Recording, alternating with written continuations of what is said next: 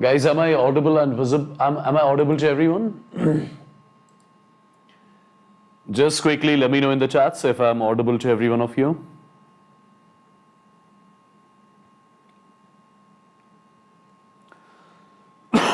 Just let me know in the chats if I'm audible to every one of you. Quickly let me know in the chats, people. So, good evening and welcome back again to your Vedantu Enlite channel. I hope all of you are doing great, having a good time. So, my dear people, we are meeting after so long, yeah? Just quickly let me know in the chats if I'm perfectly audible and visible to every one of you. Quickly in the chats. Quickly in the chats. Yeah? Perfect, guys. So, in the today's session, we are going to discuss about one of the most important topics, right? That is the limiting reagent concept, which is there in the first chapter of your class 11 chemistry, right? Let me tell you, my dear people, this particular concept, this particular topic, it is involved almost in every chapter of your physical chemistry, right? Be it your states of matter. In the states of matter, a lot of times this concept will be used. In the other chapters of your chemistry as well, like thermodynamics, equilibrium, right? In all the main chapters of your physical chemistry, this concept is involved everywhere, right? Hello Nandini, hi Chitra, hello Raja Praveen, hello Stefana, welcome back, hello Srinath, sorry, welcome back. So my dear people, before starting this particular session, the ones who are new to the channel, the ones who do not know me, I'll just quickly introduce myself. So my name is Wassim and I'm your chemistry master teacher right here on this Vedantu Enlite channel, right? At the same time, the ones who have not liked the video yet, please do like the video, share the video with everyone, right? Whosoever is preparing for NEET or JEE 2023 or 2024, right? Do share this particular video with everyone. Let everyone get benefited out of these sessions, and at the same time, do not forget to subscribe to the channel as well, right? Yes? Perfect, guys. So, let's get going then. Let's get going and let's get started with the today's session. Let's get to know first of all what this limiting reagent exactly is all about, right? Let's try to understand the concept of limiting reagent. My dear people, first thing I'll be writing the definition of the limiting reagent, then I'll make you understand what this concept exactly is all about, right? MD creation, this session is for NEET as well as JEE students, right? So do not worry, you can follow it. So limiting reagent is basically that reactant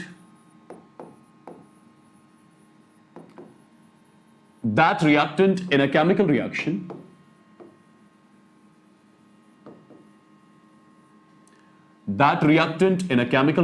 which gets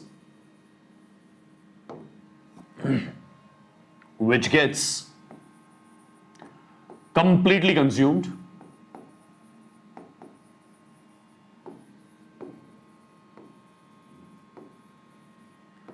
earlier in the reaction. That reactant which gets completely consumed earlier in the reaction is something which we call as limiting reagent. What is meant by this thing? Let's try to understand. Let's try to analyze this concept. For example, let's say you've got a reaction in which A reacts with B and leads to the formation of C and D. Let's assume this is a general chemical reaction. Yes, this is a general chemical reaction. Now, my dear people, this chemical reaction will have to take place in a container. We know it because, in the container, this chemical reaction will have to take place, number one. Let's say at time t is equal to 0. That means initially, when the reaction has not started,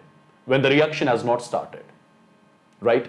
Let's assume at time t is equal to 0, when the reaction has not started, let's say I have got some 10 moles of A present in the container and 5 moles of B present in the container. Since at time t is equal to 0, the reaction has not started.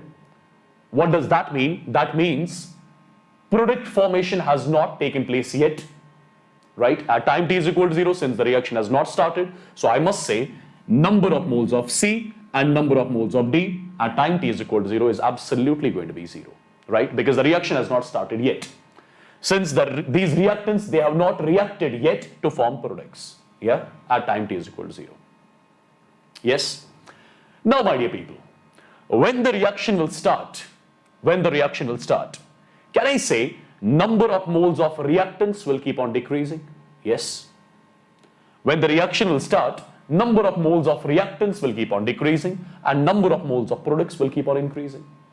Now, that reactant among the two which gets completely consumed earlier in the reaction, that's something which we will be calling as a limiting reagent. I'm assuming this B is the reactant which gets completely consumed earlier in the reaction, right? So this B is supposed to be my limiting reagent. So this B is my limiting reagent here. My dear people, if B is the limiting reagent, that means out of 5 moles of B, you'll find out some 0 moles of B left in the container, right? You'll find out some 0 moles of B left in the container. Because B is the limiting reagent, it would have got completely consumed in the reaction. Now do remember, if B is the limiting reagent, this A is something which I'll be calling as the excess reagent. This is something which I'll be calling as the excess reagent. Now let me tell you entire product formation, and number of moles of excess reagent left in the container, entire thing about the reaction, that is completely decided by the limiting reagent. Limiting reagent is going to be the one which is going to decide the number of moles of products formed, and limiting reagent is something which is going to decide how many moles of excess reagent will be left in the container as such when the reaction would have stopped. Because one of the reactant is completely consumed.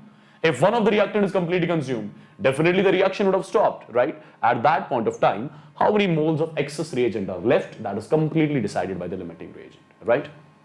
Perfect. So this is the general concept of the limiting reagent. Now it is the time to see how this limiting reagent concept is applied to the reactions, right? I'm sure this is clear to everyone. So let's get to know how this limiting reagent exactly is applied to the reactions. For example, I'm taking one very simple and common reaction. Let's say I'm writing a question like this. On starting with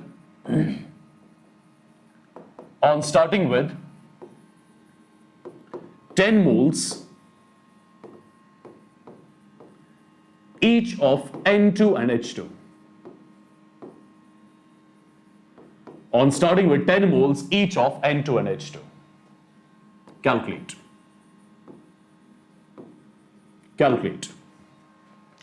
Number 1. The volume of NH3 formed. The volume of NH3 formed at STP. Number 1. Number 2. The volume of excess reagent left at STP. Right? These are the two questions which we are going to solve, right? Let's have a look. So my dear people, first of all, you should be able to write the reaction. The reaction is supposed to be N2 has to react with H2 and it has to form NH3. This is supposed to be the reaction. N2 reacting with H2 and leads to the formation of NH3. Now, as far as the equation is concerned, at time t is equal to 0, initially, I'm starting with 10 moles each of reactants. So I have got some 10 moles of N2 present in the container and 10 moles of H2 present in the container, right? Yes.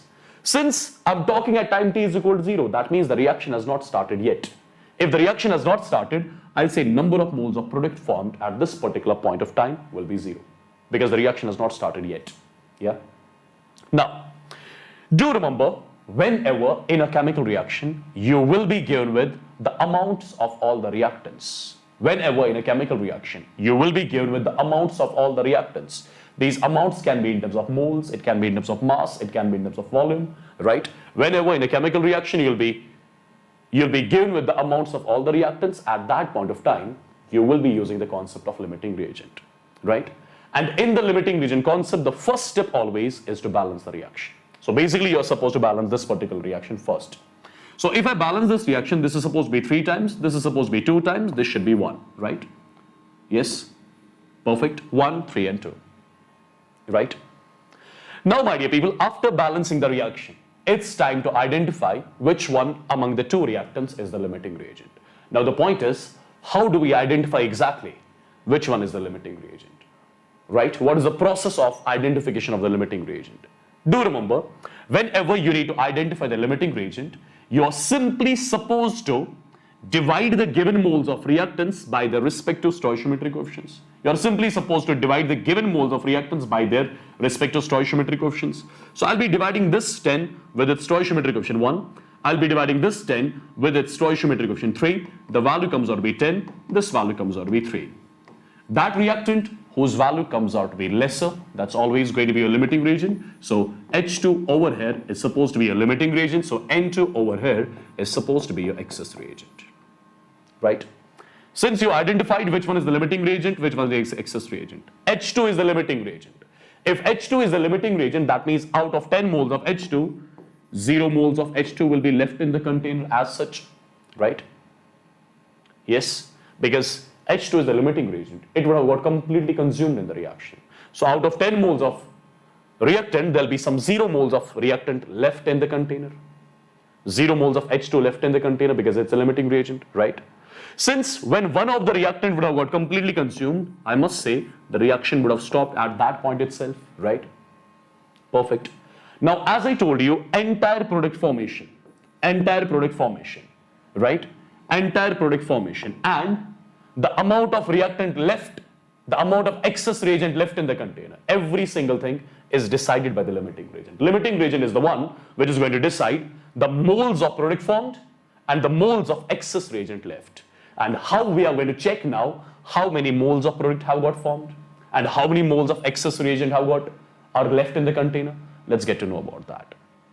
Since we are going to check how many moles of product have got formed at the end of the reaction, that is entirely decided by the limiting reagent. So what you will be simply doing is, you'll be just relating the stoichiometry of limiting reagent with this NH3. I can say as far as the stoichiometry of the reaction is concerned, 3 moles of limiting reagent gives 2 moles of NH3, as simple as that, right? I can say 3 moles of limiting reagent. That means 3 moles of H2 gives 2 moles of product, gives 2 moles of NH3. Now tell me, if 3 moles of H2 gives 2 moles of NH3, can I say 1 mole of H2 gives 2 by 3 moles of NH3? As simple as that. If 1 mole of H2 gives 2 by 3 moles of NH3, can I say 10 moles of H2 would have given 10 moles of H2 would have formed 2 by 3 multiplied by 10. The value simply comes out to be 6.66 moles of NH3. So basically you got to know the number of moles of NH3 which have got formed at the end of the reaction, right? So at the end of the reaction, we got to know there are some 6.66 moles of NH3 which have got formed, right? Yes. Now it is the time to check how many moles of excess reagent are left in the container when the reaction has stopped, right? So how do we check that? Again, limiting reagent is going to decide the number of moles of N2 which will be still left in the container as such in unreacted form. Yeah? And how limiting reagent is going to decide that? Say, if I say 3 moles of limiting reagent reacts with 1 mole of N2, that's perfectly fine, right? As far as the stoichiometry is concerned, I can say 3 moles of limiting reagent reacts with 1 mole of N2, right? 3 moles of limiting reagent reacts with 1 mole of N2. If 3 moles of limiting reagent reacts with 1 mole of N2, so can I say 1 mole of limiting reagent would have reacted with 1 by 3 moles of N2, right? So can I say 10 moles of limiting reagent would have reacted with 1 by 3 multiplied by 10, the value comes out to be 3.33 moles of N2. So these are basically the moles of N2 which have reacted. These are the moles of N2 which have reacted with 10 moles of H2. So with 10 moles of H2, you got to know there are some 3.33 moles of N2 which have reacted. Perfect. How many moles of N2 we had initially? 10 moles. Out of 10 moles of N2, how many moles of N2 have reacted? 3.33. So how many moles of N2 will be left in the container as such? 10 minus 3.33, the value comes out to be 6.66. So I'll say 6.66 moles of N2 will be still left in the container as such in the unreacted form, right? Since you got to know the number of moles of product formed, you got to know the number of moles of excess reagent left. What were we supposed to calculate? We were supposed to calculate the volume of NH3 formed at STP. So if I ask you, what is going to be the volume of NH3 formed at STP?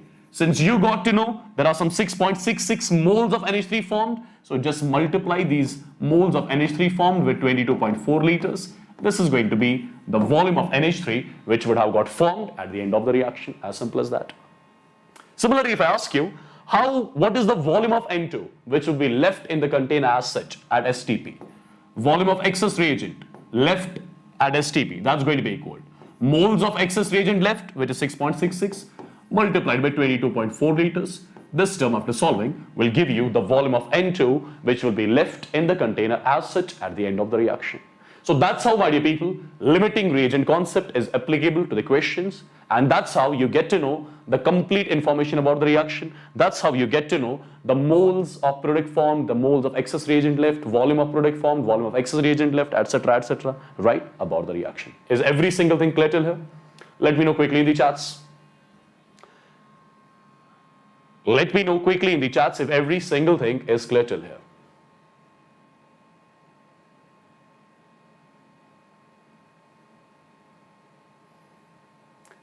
Aisha, the point is, I am currently taking 2 sessions every day on Vedantu NEET Made Easy channel, right?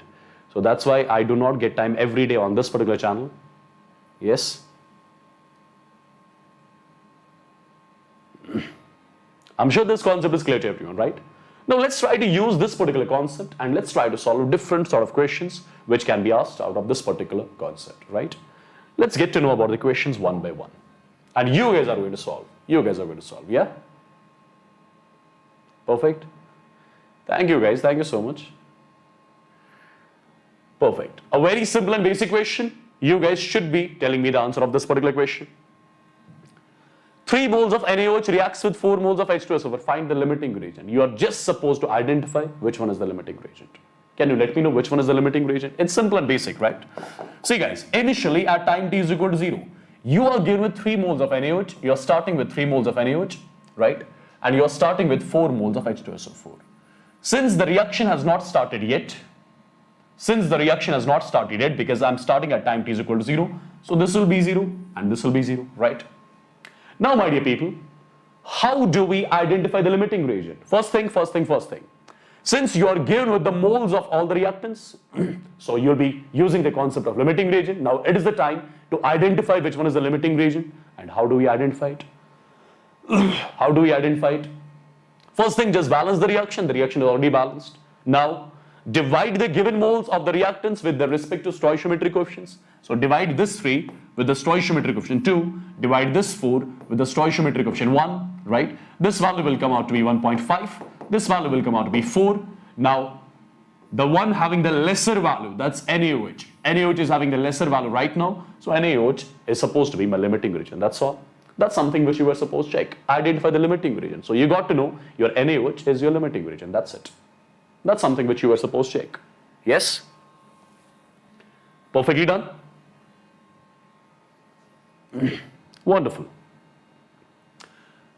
Alright, this was question which was once asked in your JEE examination, in your mains examination, and the question is very simple, yeah? And the question is very simple.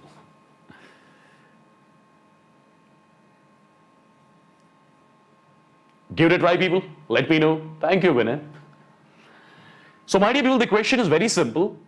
At time t is equal to 0, you are starting with 0.1 moles of BaCl2 and you are starting with 0.3 moles of Na3PO4, right? Since I'm using time t is equal to 0, that means the reaction has not started yet.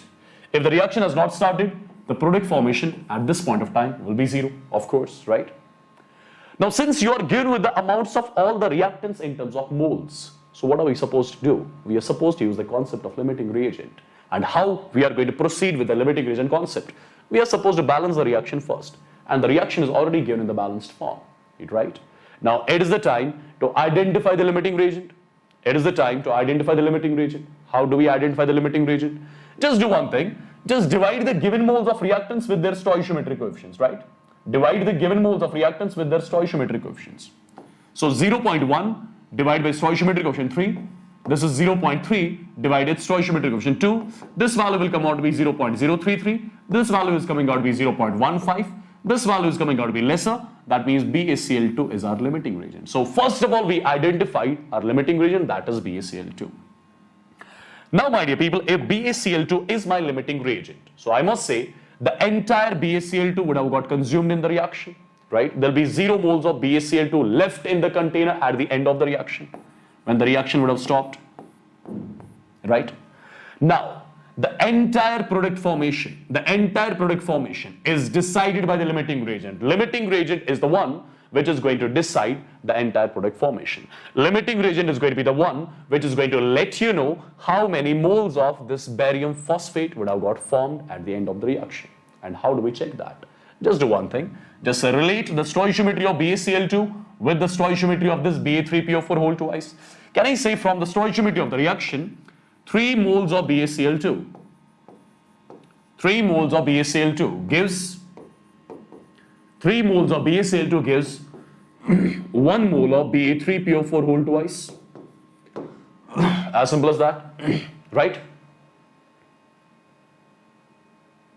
3 moles of BaCl2 gives 1 mole of Ba3PO4 whole twice.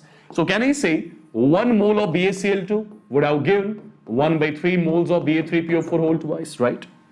If 1 mole of BaCl2 gives me these many moles of Ba3PO4 whole twice, can I say 0.1 moles of BaCl2 should have given me 1/3 multiplied by 0.1, the value comes out to be 0.033 moles of Ba3PO4 whole twice. So exactly you got to know at the end of the reaction 0.033 moles of this Ba3PO4 whole twice would have got formed. That's something which you were supposed to calculate, right? Simple and basic.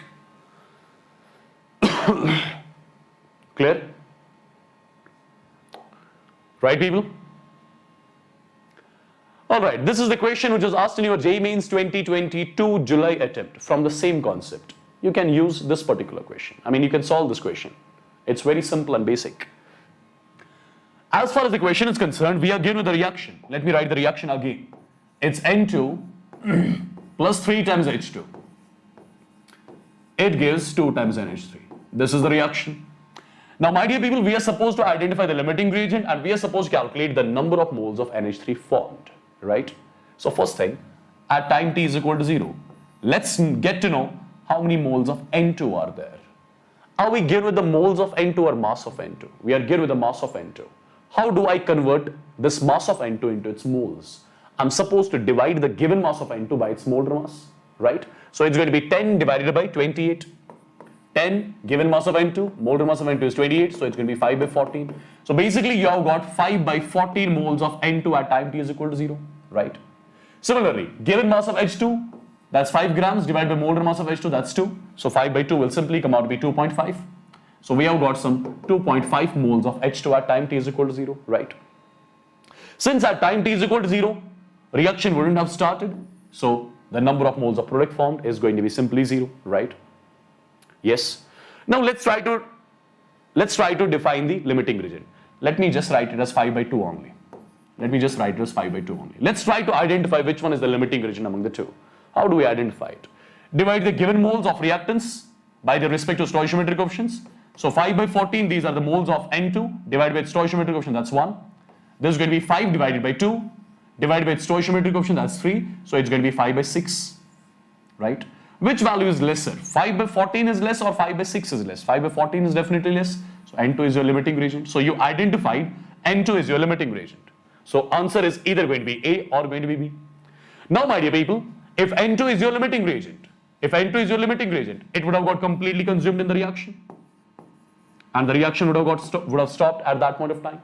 Now, use the limiting reagent, right, and get to know the moles of product formed. My dear people,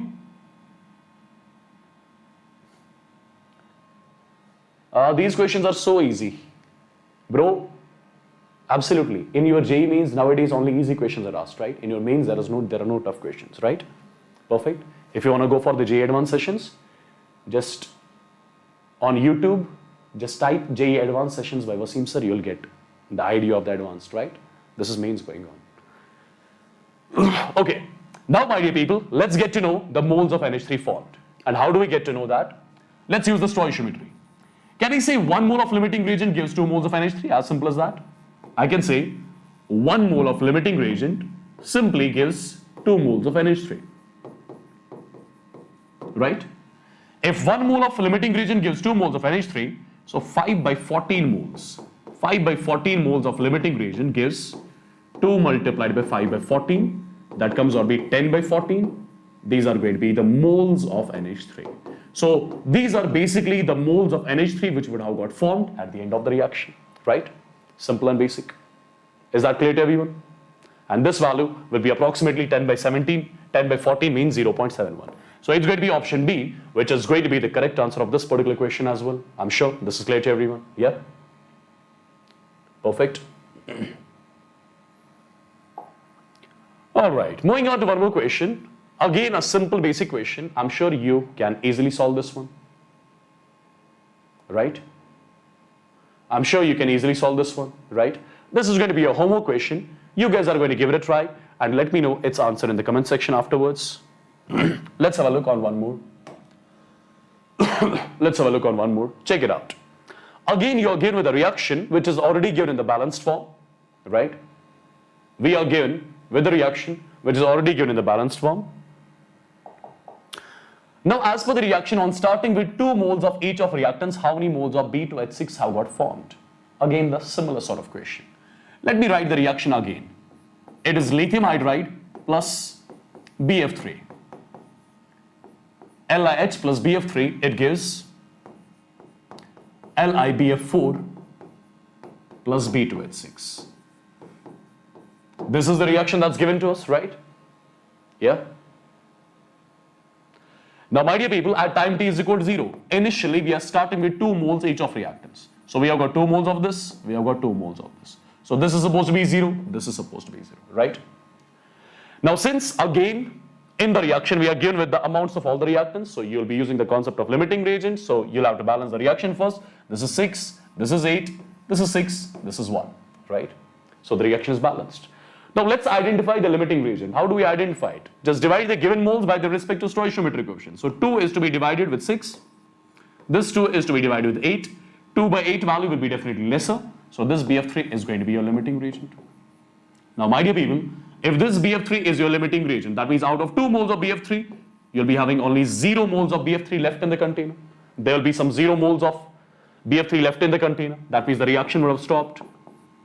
Now, the entire product formation will be decided by the limiting reagent.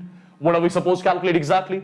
We are supposed to calculate the number of moles of B2H6 which would have got formed at the end of the reaction. And limiting reagent is going to decide the number of moles of B2H6 which would have got formed. Yeah, and how? Have a look. Can I say from the stoichiometry 8 moles of BF3? 8 moles of BF3 gives 1 mole of B2H6. If 8 moles of BF3 gives 1 mole of B2H6, so can I say 1 mole of BF3 gives 1 by 8 moles of B2H6? Simple, using the unitary method, right? Simple. Yeah? If 8 moles of BF3 are giving me 1 mole of B2H6, I can say 1 mole of BF3 should give me simply 1 by 8 moles of B2H6. So 2 moles of BF3 are supposed to give me 2 moles of BF3 are supposed to give me 1 by 8 multiplied by 2. The value comes out to be 1 by 4, that means 0.25. So these are basically the moles of B2H6 which would have got formed at the end of the reaction. So 0.25 moles of B2H6 would have got formed at the end of the reaction which we were supposed to calculate. That's something, right? I'm sure you can easily solve these sort of questions now. Right, people? Is it clear to everyone? Is it clear to everyone?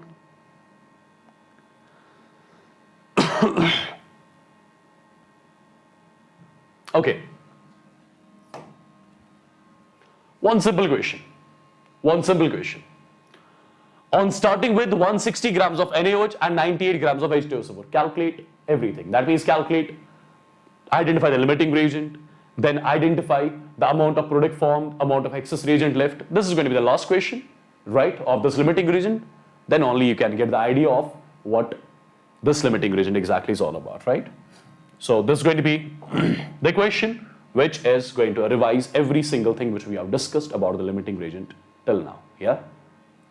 So as far as the equation is concerned, H2SO4 is reacting with NaOH, and you know when acid reacts with a base, it leads to the formation of salt and water. So this is supposed to be Na2SO4 and this is supposed to be water, right? So this should be 2 times, right? And this should be 2 times, right? Yes. Now at time t is equal to 0, can you let me know how many moles of H2SO4 are there in the container? So basically we have got 160 grams of NaOH. We have got 160 grams of NaOH. Let's calculate. Let's convert these grams of NaOH into moles of NaOH. So given mass of NaOH divided by molar mass of NaOH. So 160 by 40 comes out to be 4. So you're starting with 4 moles of H2SO4. Sorry. You're starting with 4 moles of NaOH. Similarly, what is the mass of H2SO4 which we are starting with? 98 grams. Given mass of H2SO4 divided by molar mass of H2SO4. The value comes out to be 1. So at time t is equal to 0, we have got 1 mole of H2SO4 as well. Since we are talking at time t is equal to 0, so the reaction has not started yet. If the reaction has not started yet, I must say the number of moles of product formed is supposed to be 0, right? Now which concept you are going to use? Since you are given with the amounts of all the reactants, so you'll be using the concept of limiting reagent, and as far as the limiting reagent concept is concerned, we are supposed to balance the reaction first and the reaction is already balanced, right? Now it's time to identify which one among the two is the limiting reagent, and how do we identify it? Just divide the given moles by the respective stoichiometric coefficients. So 1 by 1 comes out to be 1, 4 divided by 2 comes out to be 2, so it's absolutely going to be H2SO4 which is the limiting reagent. That means this NaOH, this is going to be the excess reagent, right? So since you identified H2SO4 is the limiting reagent, if this is the limiting reagent, it would have got completely consumed in the reaction. So I'll be left with 0 moles of H2SO4 at the end of the reaction when the reaction would have stopped, right? Now entire product formation will be decided by what? Entire product formation will be decided by the limiting reagent, right? So can I say 1 mole of H2SO4 gives 1 mole of Na2SO4, right? And I've got only 1 mole, right? So 1 mole of H2SO4 just gives 1 mole of H2SO4. Sorry, 1 mole of Na2SO4. Similarly, 1 mole of H2SO4 gives 2 moles of water, right? So 1 mole of H2SO4 gives 2 moles of water, and I've got only 1 mole of H2SO4, right? So this 1 mole of H2SO4 will give 2 moles of water. Similarly, if I need to check how many moles of NaOH will be left in the container as such, you can do that. 1 mole of H2SO4 reacts with 2 moles of NaOH. 1 mole of H2SO4 reacts with 2 moles of NaOH. Perfect. And I've got only 1 mole of H2SO4. So this 1 mole of H2SO4 will be reacting with 2 moles of NaOH. I had taken some 4 moles. Out of 4 moles, 2 moles are reacting. So I'll be left with some 2 moles of NaOH, which will be left in the container as such in the unreacted form, right? So you got the moles of excess reagent left. You got the moles of the product which would have got formed at the end of the reaction, right? Simple. Now, my dear people, if for example you were supposed to calculate the mass of Na2SO4 formed, can I say the mass of Na2SO4 formed at the end of the reaction is supposed to be moles of Na2SO4, 1 multiplied by its molar mass, which is 142 grams per mole. So I can also say 142 grams of Na2SO4 would have got formed at the end of the reaction, right? Similarly, if I ask you, what is going to be the mass of water formed? It's going to be equal to moles of water formed multiplied by its molar mass, 18 grams per mole. So I must say 36 grams of water would have got formed at the end of the reaction, right? Yes. And my dear people, if I ask you, what is going to be the mass of NaOH which will be left in the container as such in the unreacted form? You'll say moles of NaOH, that's 2, multiplied by molar mass of NaOH, that's 40 grams per mole. The value comes out to be 80 grams. So I must say 80 grams of NaOH will be still left in the container as such in the unreacted form, right? Is that clear to everyone? Right? Is that clear to everyone? So that's how exactly your limiting reagent concept works. Yeah? So one more question I'm giving you as the homework. You guys can give it a try. Or if you want me to solve this, you can let me know right now itself. This is the question which I would definitely want you guys to solve. Anyways, I'll be writing a reaction for you. as far as the question, P4 is reacting with O2 and it leads to the formation of P4O10, right? We need to calculate the mass of P4O10 formed. The mass of P4O10 formed at the end of the reaction. Can you do it on your own or should I be solving this? What do you think? Let me know in the chats, quickly. Let me know in the chats if you want me to solve this particular question. Alright, let me solve this question because I've already given you one homework, right? I've already given you one homework, that's something which you will do, this is something which I'll do. First of all, at time t is equal to 0. Are we given with the moles of the reactants? No. We are given with the masses of reactants. So mass of P4 is given to me. So let me first of all calculate the moles of P4. It's going to be equal to given mass of P4 divided by molar mass of P4. What is the molar mass of P4? Is 31 multiplied by 4, that means 124. Right? The value comes out to be 0.01. So these are the moles of P4 with which I'm starting, right? So we have got some 0.01 moles of P4 at time t is equal to 0. Now if I ask you how many moles of O2 we have got in the start, mass of O2 divided by molar mass of O2. Can you just solve it? Let me know how much this value comes. 1.92 divided by 32. Let me know quickly in the chats. 1.92 divided by 32. How much it's going to be? How much it's going to be? Quickly. Quickly.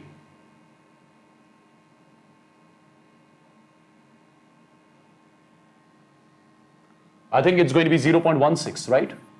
Can you just check whether it's coming out to be 0.16? Yeah?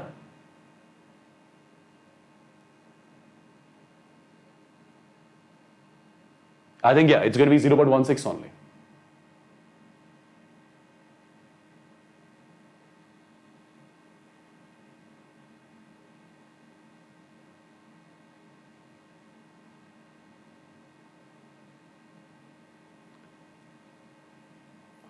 .06, yeah, correct, sorry. 0.06, is that? 0.16 or 0.06? Can you let me know fast? How much it comes? I'm still looking at your chats only. Is it 0.16 or 0.06?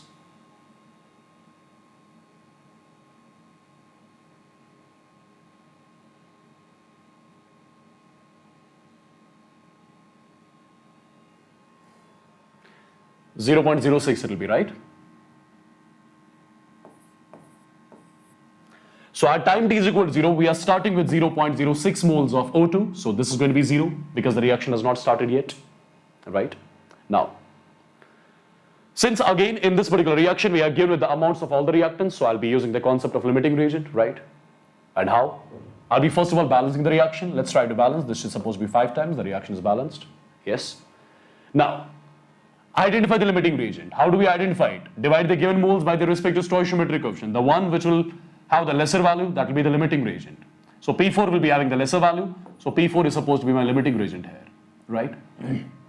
P4 is my limiting reagent. If P4 is my limiting reagent, that means out of 0.01 moles of P4, I'll be left with 0 moles of P4 at the end of the reaction, when the reaction would have stopped, right? Now the entire product formation will be definitely decided by the limiting reagent. Since 1 mole of P4 gives 1 mole of P4O10, so 0.01 moles are going to give me 0.01 moles. These are the moles of P4O10 which would have got formed at the end of the reaction. But am I supposed to calculate the moles of P4O10 or mass of P4O10? I'm supposed to calculate the mass of P4O10, right? So in order to calculate the mass of P4O10 which would have got formed at the end of the reaction, you are just supposed to multiply the moles of P4O10 formed with the molar mass of P4O10. Now let's get to know first of all what is the molar mass of P4O10. See, 10 oxygen means 160, 10 oxygen means 160, P4 means 31 into 4, that will be 124, right? So it's going to be 284. So 284 grams per mole, 284 grams per mole is basically the molar mass of this P4O10. So the value will simply come out to be 2.84 grams. So you got to know exactly 2.84 grams of P4O10 would have got formed at the end of the reaction, right? So people, is the concept of limiting reagent clear to every single one? I'm sure if any question comes from the limiting reagent concept, you can exactly solve that particular question, right? Yes?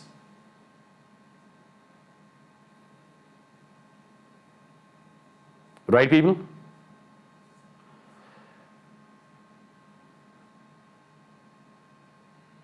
Anomaly, the question which you are sending, that involves basically the percentage yield concept, right? Percentage yield I have not taught you yet. Perfect. So first I'll be teaching you the percentage yield concept, then only these sort of questions you can easily solve, right?